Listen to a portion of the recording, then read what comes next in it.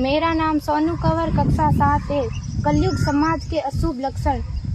कुटुंब कम हुआ, संबंध कम हुआ, प्रेम कम हुआ, मर्यादा कम हुई, लाज लज्जा कम हुई, विनम्रता कम हुई, समर्पण कम हुए, पुस्तक वाचन कम हुआ, खान पान की शुद्धता कम हुई, माल कम हुए, कपड़े कम हुए, नींद कम हुई, घी मक्खन कम हुआ, पीतल तांबे के बर्तन कम हुए, भाई भाई का प्रेम कम हुआ, सत्य कम हुआ, अतिथि कम हुए, धैर्य कम हुआ, श्रद्धा और विश्वास कम हुआ, बड़ों का सम्मान कम हुआ और भी बहुत कुछ कम हुआ, जिससे जीवन सहज था, सरल था। संतान को दोष न दे।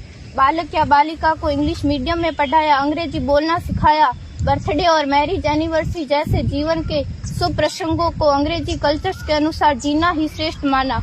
माता पिता को मम्मी डैड कहना सिखाया। जब अंग्रेजी कल्चर से परिपूर्ण बालक या बालिका बड़ा होकर आपको समय नहीं देता, आपकी भावनाओं को नहीं समझता, आपको तुच्छ मानकर आपसे जुबान लड़ाता, जब आपको बच्चे में कोई संस्कार नजर नहीं आता, तब घर के वातावरण को गमगीन किए बिना, संतान को दोष दिए बिना एकांत में जाकर रो लीजिएगा, क्योंकि पुत्र या पुत्री की पहली वर्षगांठ से ही भारतीय संस्कारों के बजाय, मंदिर जाने के बजाय केक कैसे काटा जाता है, यह सिखाने वाले आप और अम्मी है। जब बच्चा पहली बार घर से बाहर निकलता है तो प्रणाम और आशीर्वाद के बदले बाय बाय कहना सिखाने वाले आप और अम्मी है।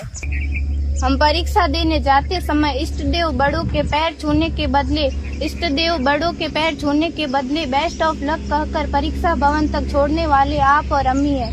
बालक या बालिका के सफल होने पर घर में परिवार के साथ बैठकर खुशियां मनाने के बदले होटल में पार्टी मनाने की प्रथा को बढ़ावा देने वाले आप और अम्मी है। बालक या बालिका के विवाह के पश्चात कुल देवता देव दर्शन भेजने से पहले हनीमून के लिए फॉरेन टूरिस्ट स्पॉट भेजने की तैयारी करने वाले आप और अम्मी है। ऐसी कई ढेर सारी अंग्रेजी कल्चर्स को हमने जाने अनजाने स्वीकार कर दिया है।